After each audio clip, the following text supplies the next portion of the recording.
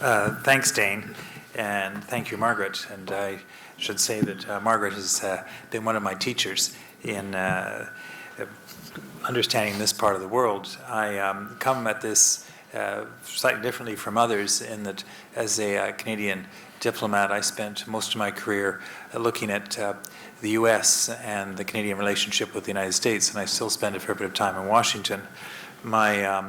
As an undergraduate, I had traveled to the Balkans and to Istanbul, and then thanks to Margaret's invitation last December, I went to Kazakhstan, and with Stock Day, we spent a day in Istanbul. So I'm going to put my sort of observations in sort of three baskets. First, a kind of geostrategic look at the three sort of blocks of countries that we've been asked to look at, and then I'll make some observations about Canadian interests, and then offer some sort of final concluding thoughts.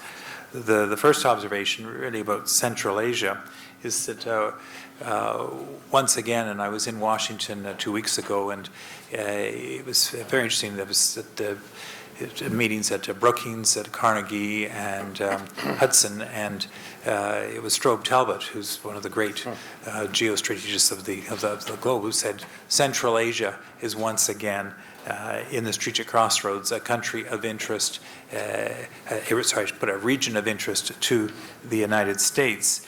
Echoing, Margaret referred to Robert Kaplan's book. Well, Kaplan draws heavily on Alfred McIntyre's sort of thesis about heartland, and he who controls the heartland controls the world, that heartland being basically Eastern Europe, the Balkans, Turkey, and Central Asia. And I think there's probably some evidence that this is picked up again. If you think about it, Xi Jinping chose to make his speech about Silk Road, Silk Belt in Astana in 2013. And of course, the Chinese are determined to have a trade route by both land and by sea, thus the road as well as the belt undergirding that part of the world into to Europe, in part to protect their broader interests. And so at the same time, of course, we have Russian revanchism. We tend to focus on it in terms of what's taking place, what the Russians are doing in the Ukraine, and what they have done in Georgia and the other neighboring countries, and the Baltic countries are greatly concerned. But there's also significant Russian influence in Central Asia, which they regard as part of their sphere of influence. And we have the Eurasian Economic Union that Mr. Putin would like to extend. It includes members of that.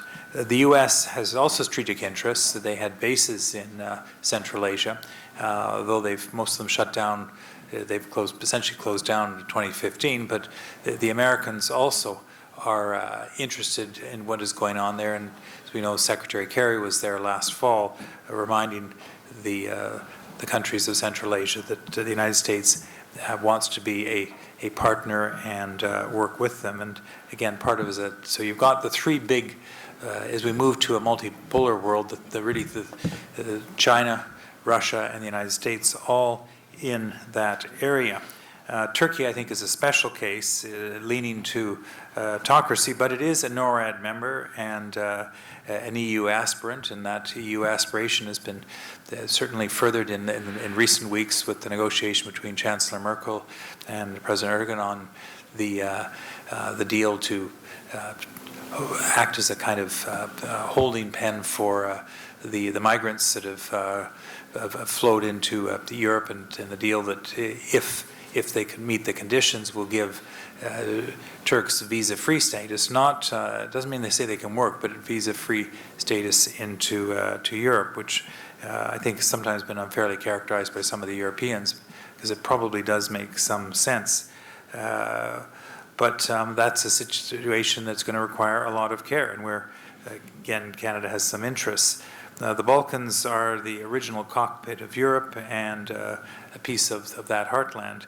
As we know from our experience in the 90s, it's an example of where sectarian divisions, when they go badly, I visited it when it was still Yugoslavia, when they go badly, can go extremely badly. And what took place there, as a consequence, Canada took a number of refugees, and creating thus, of course, a new diaspora in Canada, which one of the outcomes of what took place in the Balkans has been a kind of very much a reassessment of peace operations, which are once again, and this I'll segue into sort of Canadian interest now, with the new Trudeau government has talked about putting greater emphasis on peace operations and, as Stéphane Dion, peace building. The experience, though, of the Balkans and Somalia, to agree, particularly the Balkans, has changed how we look at peace operations. It's not the peacekeeping of Lester Pearson's day. It will be different, and I think some of the lessons that we learned from the Balkans are still being put into how we will look at peace building going forward.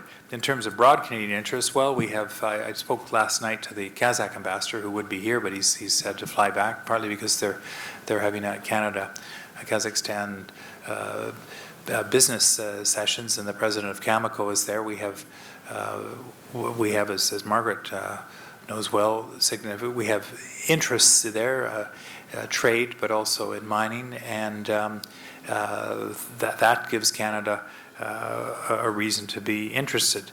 But is it, from a Canadian perspective, one of those areas of strategic interest for a country that has only limited resources and with a government that wants to do an awful lot of things but will be constrained by budgetary considerations? That I'm not sure of. It is certainly an area of strategic interest for the great powers, but is it an area where Canada is going to invest a lot? Not sure. I think that this is where the Canadian governments tend to respond to domestic interests, and so the more trade, the more the diaspora groups speak out, then I think that the governments tend to respond to that. What can we bring to the table? Well, as we define what we mean by peace building, I think in terms of governance, both in the Balkans, obviously in Central Asia, there are things I think we can usefully bring if governments decide that is an area that they want to make the investment. One thing that I think is very clear, and that is that diplomacy will matter, and having a strong diplomatic presence probably makes sense, because we can bring to Washington, and we can also use that leverage in places like Moscow and Beijing, because all three of the great powers are interested in a Canadian perspective, Canadian observations, because we're actually pretty good at that, as my colleagues Bruce and Margaret personify, is probably something, and that's probably where we start off, and that is to maintain and probably strengthen our diplomatic presence there, and then see where it goes in terms of trade and other linkages. I'll stop there, Dave. Great, thank you, Colin. And our final speaker for the moment.